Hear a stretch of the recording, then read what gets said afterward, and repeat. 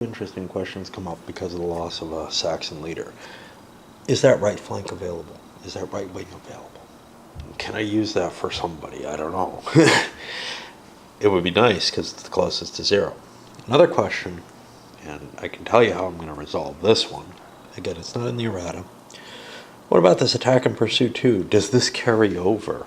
And by the rules, it would almost seem like it does, but that seems nonsensical. I mean, so I'm going to boot those away as well. But again, this is almost like a not completely written game in some ways. And there's some elements that lead me to believe it wasn't all that well play tested. Not so much in terms of, oh wow, this is just so broken. Some of the rules are that way, but more in the sense of, it doesn't play all that well.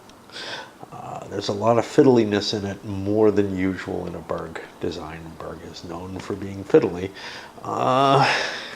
some of which seems like he might well have smoothed it out a little bit. It's quite possible he was on some kind of time pressure from the magazine, or this was just his own laziness and chucking things over the wall and letting a developer handle it. Hard to tell. So this is our setup. We shifted things around so that the Franco Flems are over here. I'm going to be using the Bretons as my initial assault point because their morale is dropping, whereas these guys are getting into the fatigue zone and may want to wait a little bit before they launch their eventual attack. Missiles, in every case, I've been able to, there's 3 additional missiles for each of the Norman units, so they go up to a 9 total minus whatever they've fired. I cheated a little bit for the Saxons though. That right flank, that had only used 1 shot, as had the center, whereas the left had used 4 shots. Even though I'm ruling that the left has to remain for morale purposes, and I've just gotten rid of the right completely, it doesn't make a lot of sense to me that they'd be penalized on the total missile capability. Like, those missiles are spread out among the units, and the reinforcements coming in are spread out. So, unlike the per nationality basis here, this felt like it was reasonable to allow me to shift the missiles from the right wing over to the left wing. As it is, I'm not really sure. I should have been able, perhaps, to just assign the right wing over there. And also, these are going away. We're not going to worry about any of the 2-turn events. And again, this is not in the rules, but, like I said, it feels like it wasn't a completely developed game in a lot of ways. And we're ready to start. Ta-da! We're largely based on the morale currently, so I could do a moderate with the Bretons. I'm planning on making that the spearhead of my attack, but the Normans and Franco-Flemish both are defensive. Well, that doesn't always work, of course. I've got an advance here, but overall, I settled things. I actually needed to get the Bretons up a little higher. They're getting scary down towards the questionable morale section. Much more difficult for the Saxons because I don't want to come flying off the hill, but I also was really low on morale. Well, so I go moderate, which is the step below aggressive, right? Well, I come charging off the hill in the left flank and shield wall in the right, which drops my morale. It's looking kind of iffy for them. If I don't come off the hill with the center, probably going to be too weak to hold because the reduction on morale adds 1 to all morale rolls. The Huskarls can still hold up to that. The worst that happens to them is they become demoralized or disorganized. But all the others, that starts, there's no Bs, so we're looking at basically Ds over here. The Ferd is just going to collapse if it ever gets hit. But instead it's going to come running off the hill, and we'll see what happens. Now remember, I've got that bonus where the guys who are running off the hill, the shield wall's going to stand with the Huskarls. They get an option and can do that. The result of the Norman move, Cav moving over to the side, infantry in the center moving forward. Cav in the center standing, and Cav over here on the left flank pushing forward with the infantry holding back. Just the nature of how the charts go. And now we go over to the Saxon turn, and some of them are going to come spilling over the hill. And that effect appears to me that both sides are kind of shattered. Yeah, the whole Ferd kind of routed when it came in. I shot arrows at it, which may have been a mistake because those are a limited quantity. I only have 4 shots over on that flank. And the attacks that the Ferd were going to be making were not particularly good ones. But they didn't end up making many because there was a big rout from the arrows. What they did make actually routed some of the infantry that the Bretons had in the front. So even low quality attacks, although we took a hit here, hits over here in the actual scoring casualties ended up exactly the same, but the other casualties could potentially score later on, basically. So, not that there's a lot there. All right, that puts us on to turn 2 of this phase. And playing to the morale chits, right? Bretons are going aggressive. I'm hoping to break the flank here. It looks very weak at this moment.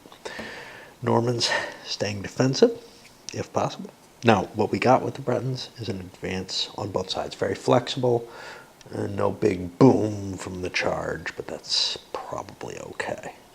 It allows us to not rush forward or anything. Not that there's a charge on the foot for the Normans, which is kind of nice. For the Normans themselves, that portion, well, both they and the Flemish, defensive and cautious, the knights held. I would have liked to swing these around, but okay. The Norman infantry is going to be pretty much standing in place. The Flemish foot is allowed to advance. This is sort of the discretionary advance. So we can decide, but we'll certainly dress our line a little better over that.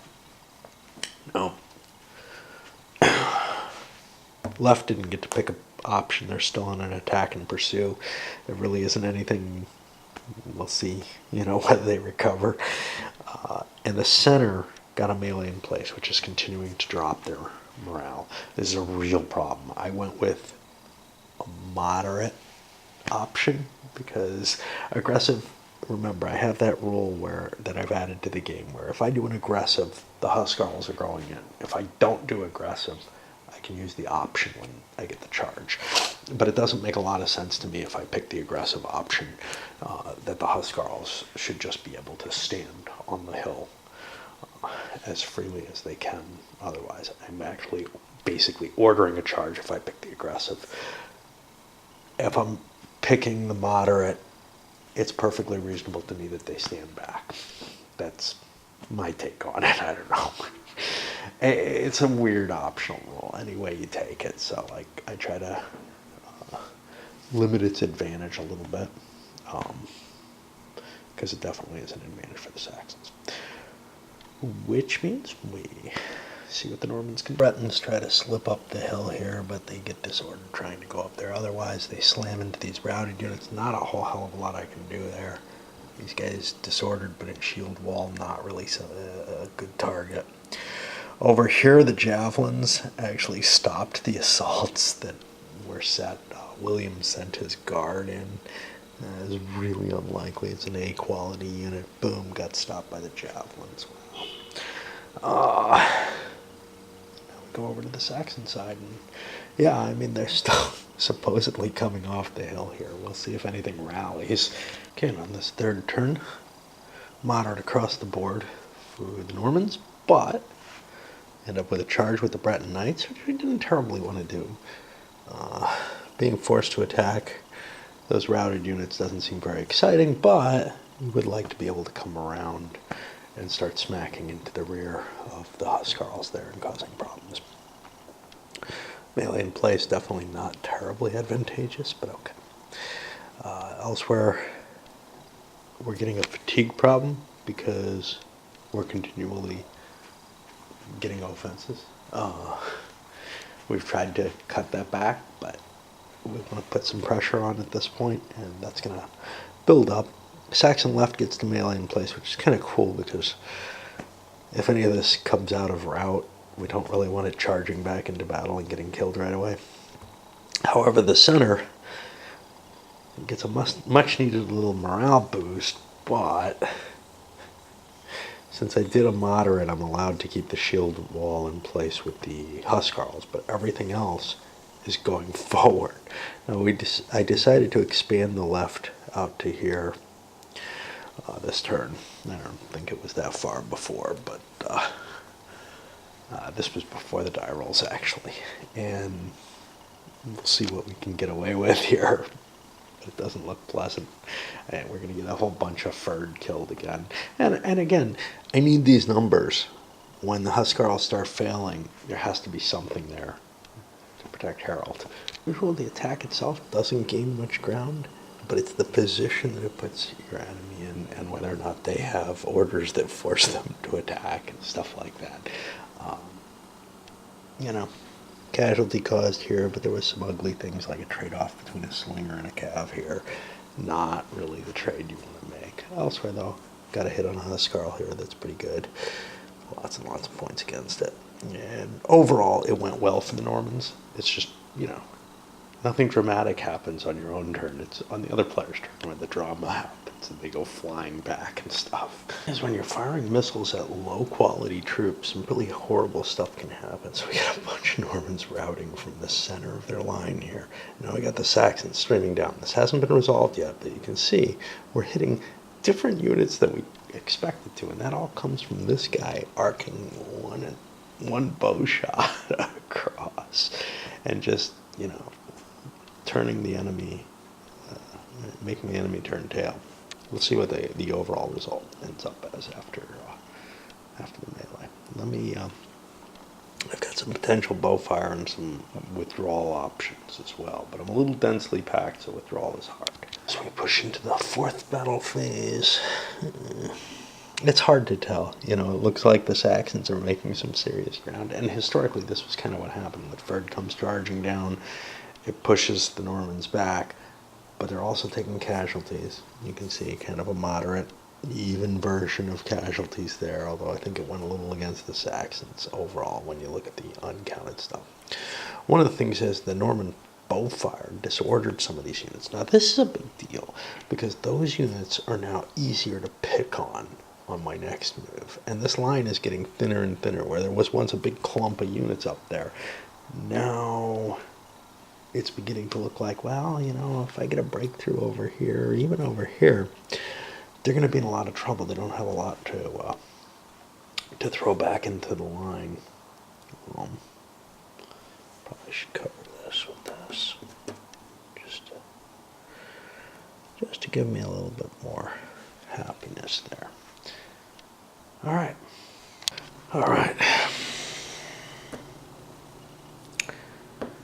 Normans, moderate across the board, except the cautious here, which I think I screwed up. I think I read it as moderate. I don't remember what it came out as. I think it came out the same either way. Okay. The Bretons both were applied, and we got a new charge for the Knights there.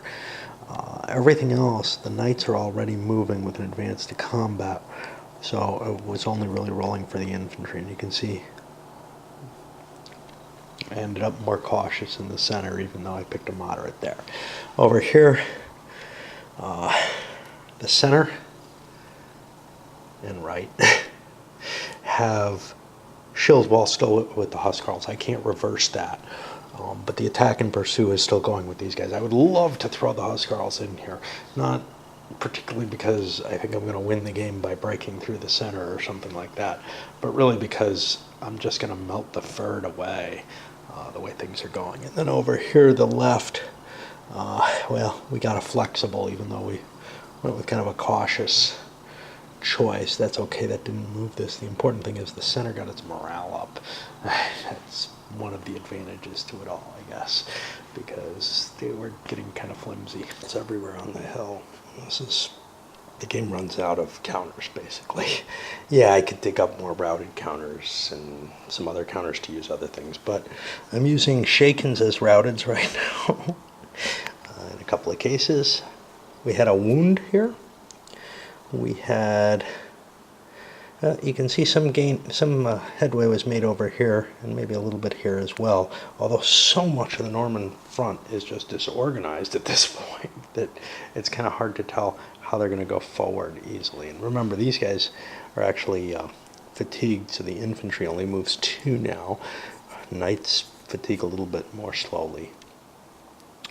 And then exhaustion comes down to shifts against you, and that's really getting into the ugly range. We did manage to kill a couple of one key unit and a couple of crappy third units. We'll see what routes off the map, etc. So you can see the Saxon line is looking thinner and thinner, but then again the Norman line is looking pretty weak, except for right in here. It's just, I don't know. We're mopping up the really crappy Saxon stuff. Some of the good Huscarls are going, but for the most part, it's just the garbage that's been dying. And I don't know that the same can really be said about the Normans. Let's see. We got 3 knights gone. Decent amount of Huscarls gone. I don't know, but the knights have this mobility advantage and this, that, and the other. I feel like I still have quite a few knights back here. Some of them are copied in here. The regular Norman infantry is just better, I think, overall than the Saxon regular infantry. So that makes a big difference there. We'll see what the Saxons can do on their turn back, and they've got a problem because they got to rally these things or they're going to start jumping off the map. And at least they get some counters back that way, because I don't have counters. I have 1 counter between both sides for all the programming for next turn. That's obviously not going to be enough, so I'll have to make little slips of paper or something. Yeah. The Saxons held up okay for most of the line, most of it not having to make attacks. Over here, some kind of nice attacks. That didn't really do anything for them. But then over here, they got a really unlucky attack. They had a big advantage, +3 or something like that. But they ended up getting this D star. Well, those are charging knights. Boom. Actually, they're not. I don't know if that actually routes. I was going to say that routes, but it was not. It was in charge order, which I don't know if that's enough to route it. I have to look this up. And it's weird enough because they were kind of defending as well. So I'll look that up, but I actually had a couple of key units route there.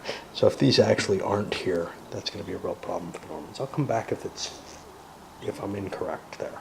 Well, let me look it up. I'm mistaken. This only affects when attackers are hitting you and they're in that position, according to the rules. Now, the rules are kind of weird because over here we have these D star results, which state that the unit's disrupted if the unit was inflicting the result was in charge or attack and pursuit, which seems a little different. The unit would be routed instead. But also, there's a D star result here, which is somewhat different. D results here state this, but morale checks also generate Ds, which would trigger all the effects on here, but are not necessarily well explained in terms of, we have this D star result here as differentiated from the Ds that seem to come from morale checks.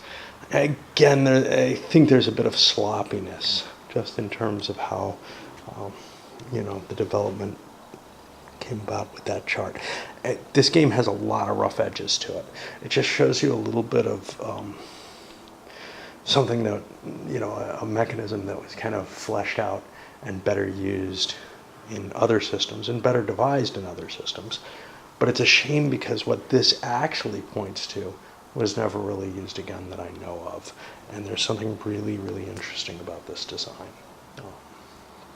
The idea of all I get to do is pick a stance and see what happens, as opposed to, oh, I'm in this order, I can just let it stay running. Now, both options make sense, and I can see a momentum factoring into something like this, but I really do like things where you don't have absolute control over what your units are doing. This may go a little too far for most people's taste, though. Anyway, we're moving into round 5. And by the way, I kind of fly games by the seat of my pants. If you're not used to that, if you're not used to my videos, you may not be used to seeing that. But yeah, my feeling is, with most of these war games, if I make a mistake, it's no big deal. The real problem comes with non-war games where there's not enough detail, there's not enough room for a few little mistakes. Or, of course, when I make a huge mistake that runs through the whole game and everything's just invalidated, basically, by it. But yeah, if you look at, like my recent game of Poseidon that I played, yeah, I mean, the entire flavor of the game was changed by a rules error, but actually found a kind of interesting mod to the game, one that I think I may actually like better than the core game. Okay, so we had to ditch the chits, at least for a little while here. I did defensive with the Flemish, cautious with the Normans, moderate with the Bretons, trying to balance things out here. Moderate with the center, left went cautious again. Keeping an eye on, hey, what's going to happen? Well, we ended up with lots of advances to combat over on the Norman side. And we're seeing the fatigues taking up both the Bretons and the Flemish, the two flank units. Right now it's not critical. It's just the movement rates. But the Flemish are close to going to where they get footmen exhausted, which will give them a penalty in combat, which is pretty damn bad. It's a column shift, which is worse than a strength point, but whatever. Then over here, the left, which went cautious, got a shield wall. Maybe not exactly what we want, but hey, it's probably good enough, We're just worried about getting to the morale problem there. And the Saxons, the center, got an advance to combat, which doesn't give me any benefit, doesn't pull me out of the morale hole that I'm in, but at least it doesn't throw me into the penalty zone yet. Things are beginning to look pretty ugly for the Saxons. Big hole cut through here, bunch of routed units going back. This is just a leader here. Over here, this is getting pushed back as well. Here, their javelineers managed to sort of stop the Flemish advance. Casualties collecting up too. That's part of what the hole is. Some of those good units are beginning to break apart. Managed, to hold the line in some places, but we got to be real careful, because if things break through here, if this entire road gets captured, the Normans win. Maybe, they still have to make a check against points. But the truth of the matter is, there's so many A-point housecarls that unless the losses really go against them in the near future, I don't foresee the Normans losing because of too many casualties. The Saxons, with advance to combat in the center, have a lot of flexibility, so they're able to actually pull back and try to rationalize their defense a little bit more weight here in front of the road, where, again, if I lose that, I'm in trouble. Solidity here in the front. Yeah, there's a weak spot here facing those Flems, but the Flems are the most tired of everyone. They've got not quite as beat up as the Norman right flank, but they've got a lot of disordered units, which may not all be available. They're B quality morale, so it's kind of likely that some of them will be coming back. So there's probably going to be a pretty hefty threat over here, but we're throwing the defenses where they're most needed. Harold's running back here to try to rally some units. He was in a position to rally some others, just like William's doing over here. And let's see. I don't think there's any required attacks, actually, because I've got a disordered unit here. These guys are in shield wall. So that is probably the end of the turn. So the demoralization, disorder, routing, and all that problem took care of itself a little bit. It's still pretty bad. But picked moderate for the Bretons and Normans, defensive for the Flemish because they had a real morale problem, or a real fatigue problem. Now we got 2 that are going to be in the fatigue problem. And green is getting closer too. We did improve the Flemish position, and we also improved the Norman position a little bit. The problem here is the more cautious I go, the less likely I'm going to be able to make my victory conditions in terms of I really got to plow through some of that shit and get half or more of my guys up on the hill. However, if I start getting penalties in combat due to my fatigue, there's a problem there. Over here, I picked cautious for both, which I think was a mistake. I should have picked moderate. I ended up in shield wall in both. That's great for defense, sure, but my morale is beginning to drop, and that could cause problems too. So yeah, this end of game period where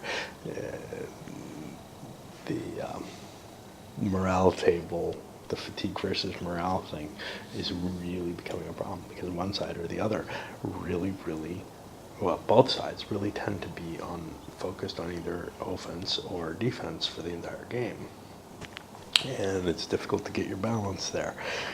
That's something that maybe wouldn't be as applicable to most games, but really fits here. And it gives you actually a reason to try to force the third off the hill or whatever, force everybody off the hill on this wild charge to get some successes. Especially early in that first period, maybe, I don't know. But it's a difficult balance. All right, onward with the Norman. Now, the Norman orders didn't work out terribly well, but in terms of the actual attack, I managed to get off a few attacks over here that was kind of useful. Killed off a unit here, and they had some attacks back here, which were somewhat helpful. You can see they got rid of one of them Huscarls, and that's kind of a big deal because that's where the room is. The problem is Harold's going to be able to rally a couple of these units back here. And one's probably going to run off the board, but he's reducing the amount of bleeding coming from the routes. And then, and I don't think I moved these guys. Let's get them up a little closer, and I don't know what to do with Harold, or with William. We'll just move him up there. Just a few pieces that didn't get moved. But, I don't know, it looks like it's still kind of in the balance.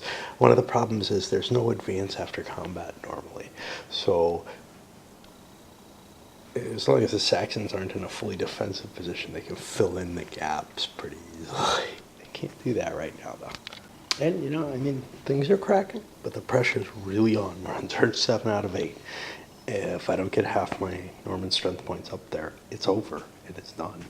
If I don't, unless I get the road, you know, which neither one looks all that likely. Although theoretically I could pump a few units up here, but just the speed by foot units can only move 2 hexes now. Is that half my strength? Well, I don't know, but I'm going to have to crack the center here, and that looks like it's pretty damn tough, you know, because I don't think the foot units can make it at time 1, 2. Yeah, I guess they can. And I got to stop. I got to stop being at all defensive, I guess. I got to break through here. Now, on the good side, all their morales are reduced. And if they keep defending, their morales are going to go down even worse, where they're not just getting a +1 on the rolls, but could start shifting down in morale. So like A's become B's, and those Huscarls can start to rout and stuff at that point. Picks are getting right hard to make. Because we're towards the end of the battle. Need to be able to take the hill with the Normans, right? Need to prevent them from the charges we expect to be coming from the Saxon point of view. But the morales are going in exactly the way you don't want them to be if that's what you're preparing for. You know, I try to be a little careful and conservative in terms of not blowing all my attacks early or not blowing all my defense early. But circumstances have put us in a position that's not pleasant. So here I put a defense on the Bretons. Hey, why? I got a lot of disordered units. Give me a turn to recover. get my breath, right? Okay, well, the horses go and charge the infantry in melee in place. That means we've gone up to where the foot is actually exhausted, which means in combat they've got a disadvantage for them. And the knights have been slowed down. The other side, then I went with aggressive with both of the others. Well, we got a charge hold melee in place for the Normans. And I don't know how good that is, but at least I get to throw my knights in there. Great. But over here, the knights went on hold, and the infantry is advancing, which again, exactly what we don't want happening. We wanted these knights to push their way onto the hill and create room for the infantry to go sliding up behind the Saxon line, which would probably mean the Saxons would have to pull back, and we could get enough units on the hill that we can extend the game a little bit. Yeah. What we see, though, is, not exactly what we want. On the other hand, the Saxons didn't get exactly what they wanted either. Over here, I took a cautious with the left. Yeah, not absolutely optimal, but I've got the one morale penalty still in place, and I've defined it out to here, which is about as far as it can define, just because I'm kind of worried about the 1/3, 2/3, though you have to have at least 1/3 of the forces when there's only 2 commanders. And actually, he can't reach that far because he's wounded, so it's only out to here. Okay, great. Well, the problem is they went into shield wall. I've got to defend for 2 more turns, and they've only got the 1 morale penalty. The center also went into shield wall, even though I went with them in moderate. This might work out well because the Normans are looking pretty damn aggressive. I kind of like the randomness factor, simply because it kind of makes it easier to play solo. I don't have to. I can kind of choose what I want to choose, even knowing what the opponent's going to do, and I don't know what's going to happen. It's kind of nifty, but I could see it being really frustrating to people who are used to being able to control their units, at least tangentially, when they're just off doing random things completely. On the other hand, there is a representation of reality in that that's kind of neat. And that weakening of the morale was a big deal, especially getting over there, but even on the left flank, just the penalty was enough. Boom, you can see the line's pretty much collapsed all throughout here. Now, William's back here, and he can rally this segment of it. The rest of it, hey, they got problems on this chart because they're dropped down in morale and +1 to the die roll and this, that, and the other, so they may not rally as easily. But yeah, we hit the strength of the line and it just fell apart, which was the center right there. And you got the, sort of domino type aspect of the routes, which, you got to get successful or semi-successful with one attack and boom, everything just goes. And that's pretty cool, actually. And almost nothing for the Saxons to do because they're both in shield wall. So we just kind of pulled back a little bit where we could, with the idea of we get something a little bit more like a solid line if we do that. I think there's a real risk of the road falling. And here's the thing. It looks to me like the Normans are going to be able to push more than half their strength points up the wall, up the hill. Of course, disordered Cav trying to climb the hill and getting disordered is going to be the real problem there. But once we have that, what strength there is kind of here. There's a lot of weakness here. This is, not a good unit there. It's going to fall apart real easy when hit by the Normans. Now, the only real problem here is, these guys the foot is not in good shape, but the foot's never going to catch up at this point. So I think I've got enough oomph left to push my way into controlling the road, or possibly the surrounding victory conditions or whatever. But surrounding allows me to just keep going. But controlling the road is the key thing, and I think I've got enough oomph to take out what's in the way there. And you can see more permanent casualties. We're not really having any problem in terms of casualty distribution. So I think it's not going to be over this turn, but I think it's getting pretty clear which way the writing's aligned. Well, the cadence of smashing to the hill, fall back, smashing, that's gone. But we have the morale issues, of course. Cautious with the Bretons. Need to kind of recover them. I got a couple of units in disorder. Hey, this is a good turn to try, right? My horses are in charge anyway, so I'm getting there. But I got a melee in place that'll help stabilize things a little bit. Same thing happened over with the Normans, but I put them in aggressive because I want to get them up the hill. They got to get there this turn. Luckily, melee in place. Yeah, I'm not going to be able to bring any of this infantry up. That's going to suck. Luckily, the cav is still a large portion of my battle force, but I may have trouble getting up there. Here, though, both the Flems under aggressive, and yeah, we're beginning to fatigue, are up to advance to combat. However, there's not a lot of room to get up there. Now, the Saxons on their side, yeah, we switch around. This is one of the advantages of playing something on a small table like this. They both picked moderate. Why? Hey, let's try to get this up and not be in a horrible place. Well, we just got advances to combat, and unfortunately for us, advance to combat are zeros. We don't have a lot of ways to get a lot of morale back. And so our forces are going to be a little weaker than they should be towards standing up to this assault. We're falling apart here is basically the problem. All right, well, let's see if the Normans can get half their troops up the slope, up on the slopes, and or 75% even, and determine if they get 2 or 3 turns. After that, they either have to get that road clear and destroy all the Saxons, which essentially does that, or surround them so that they can keep playing. Harold is not back with these guys. Why? He should have pulled back so that he can rally those guys on this upcoming turn. It's kind of a big deal. Massively ugly turn for the Saxons. The units here, one of them routed, took the rest of the line there with them, and well, they killed this cav when they did this, but they also routed away all those units that were waiting in the back. Now, we also had some collateral effects coming down here that routed back. You can see the Norman horse mainly up there. It looks like the road's almost clear. There's like a unit here and this, that, and the other. Harold's going to have to work his butt off. Luckily, he has an advanced combat, so he can run units into play. But as long as we're at the half or over, which I believe we are, this comes back into play,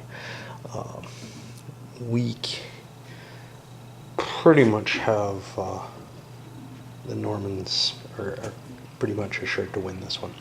Now, what's kind of interesting with the half or over thing is that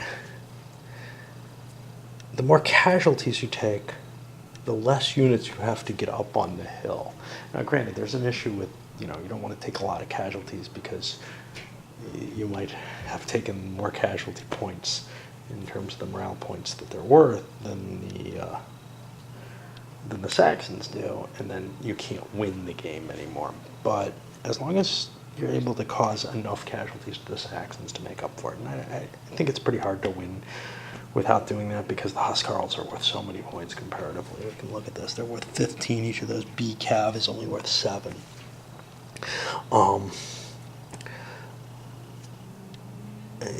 As long as you can get a victory, you probably have caused enough casualties.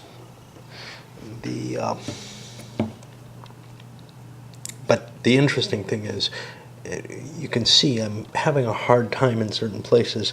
Some of the units weren't able to move onto the hill, even though they had enough movement points to get forward. There was just too much congestion. Well, if I had less units, this wouldn't be happening. Which is kind of an interesting facet in it, where you might actually want to take some casualties. Just because by the end of Assault Period 2, Battle Phase 8, you have to have at least 50% of your troops up there. You probably want 75%. I'll end a round. Harold's gathering what's left. Took a couple more losses on the attacks.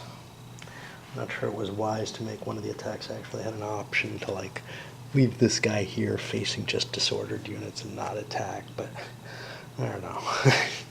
I managed to get a disorder here, which helped. and may prevent things, but it looks pretty glum for the Saxons, to tell you the truth. So I counted up the forces on and off the hill, and as it kind of looks, there's a lot more on the hill than off. Turns out it's 157 on to 54 off. That's 75% on the hill. So we will be going 3 more rounds, which is even more certain to end this in a Norman victory.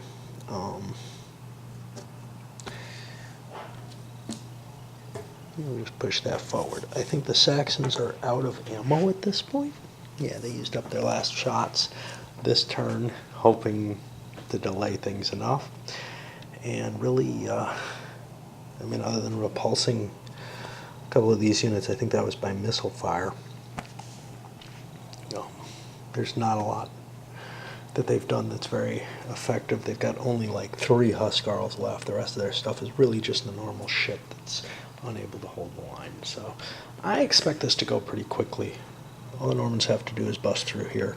They get all the, well, they gotta kill this unit. That's a real unit there. The selections were made and rolled. Let me talk about something I don't think I caught last time. The non-herald leader who was left, I don't know what his name was, we can, you'll find. He had been wounded before. He got wounded again last turn, so he's dead. So now we're down to 1 thing. I call it the center, but I actually use, because that makes me happy, I actually kept it as the left, because the left had 1 space here. Again, there aren't really good rules as to what happens when you drop down to just 1 formation, so I'm allowing that to be cheated a little bit. I have no missiles left on either, so that's not an issue. It's one of the fuzzy areas in this game. For picks, defensive on the Bretons because they were starting to tire so much, and cautious on the other 2 because they're also kind of tiring. And the Bretons and the Normans both had units in charge. The Flemish had units in advance to combat infantry. Well, I don't know how well it worked. Everything generated more fatigue. So they're going to be continuing to move forward, which kind of sucks because there's a lot of units in disorder there. However, the center ended up going cautious, getting optional, and choosing shield wall anyway with the -2. I let them know what the Norman picks were before they had to choose their option. The reason for that is that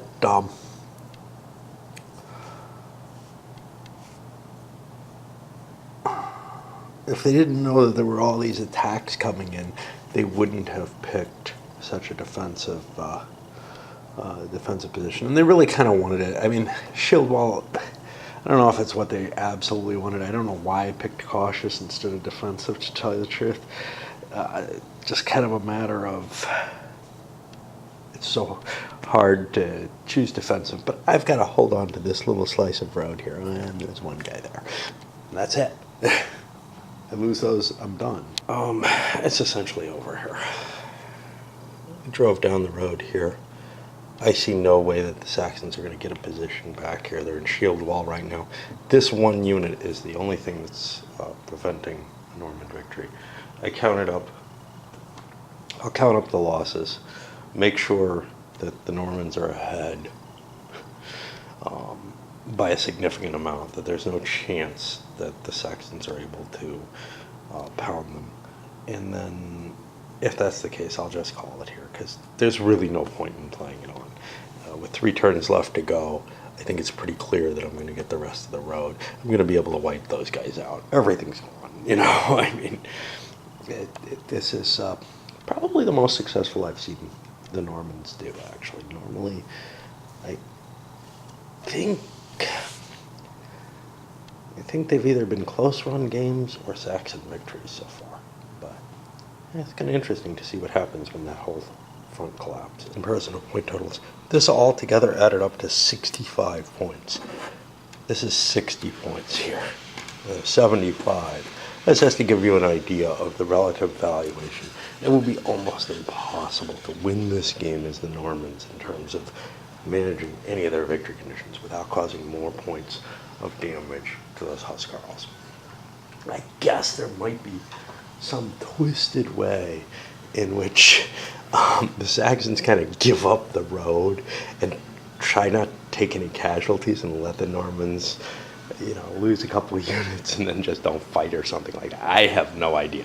That would be such a gaming move. I don't really think that little defensive switch is needed there, and I think it actually might promote some really stupid gamey play by some kinds of players. But yeah, as I said, this is the first time I really remember seeing the Normans just compounding through in such a decisive situation, where they had the 3 extra turns, they didn't need them all. I can remember this. First of all, I remember this often coming down to that 8th battle phase round in the second assault period, and it wasn't at all clear that this was going to happen back around 6 or 7. But as that morale got down, I did a much worse job than usual of keeping the Saxon morale high enough. They really kind of have to do some counterattacks, and there are safe times that they can do it. I tried at times. The chit rolls didn't come out for me or whatever. So that's that. I'll send this up, and then I guess I'll do a review of it.